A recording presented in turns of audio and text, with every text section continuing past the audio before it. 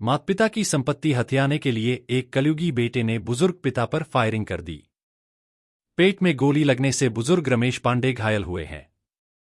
उन्हें गंभीर हालत में ग्वालियर के जयारोग्य चिकित्सालय में भर्ती कराया गया है।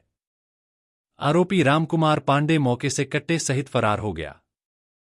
दरअसल रमेश पांडे चिनौर में रहते हैं, जहां उनकी कुछ जमीन है।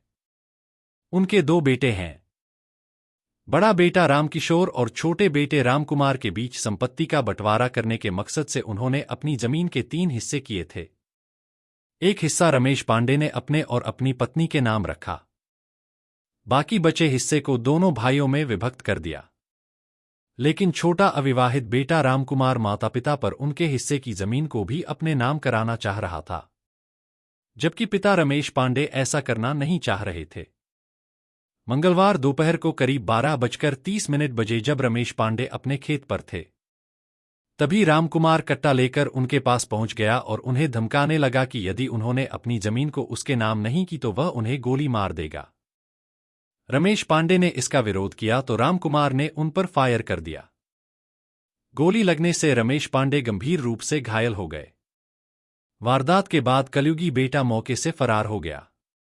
रमेश पांडे की पत्नी और बड़े बेटे ने किसी तरह उन्हें चिकित्सा केंद्र पहुंचाया, लेकिन हालत गंभीर होने के कारण उन्हें तुरंत ही ग्वालियर रेफर कर दिया गया, जहां रमेश पांडे का इलाज चल रहा है।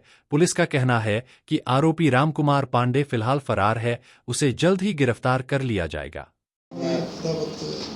अभी चिनौर थाने में एक जानकारी प्राप्त हुई है कि चिनौर में एक पिता पुत्र का ज़मीन को लेकर विवाद हुआ है। पिता जो हैं उनके रमेश पांडे हैं, करीब 62 साल के हैं। उनके पिता और उनकी माता दोनों के साथ में उसने मारपीट करी है और गोली चलाई है उनके ऊपर। विवाद जो है सामने जो आया है कि ज़मीन का, इनके 2 बेटे हैं पिता के, और जो छोटा वाला जो बेटा है इसकी अनमेरिड है, और दूसरा 3 हिस्सा करा है उनके पिता ने ज़मीन के, 3 जो उनकी प्रॉपर्टी है। तो जो पिता के हिस्से में, माता पिता के हिस्से में प्रॉपर्टी आई है, उस पर से वो उन पर दबाव बना रहा है कि वो भी मेरे नाम से की जाए।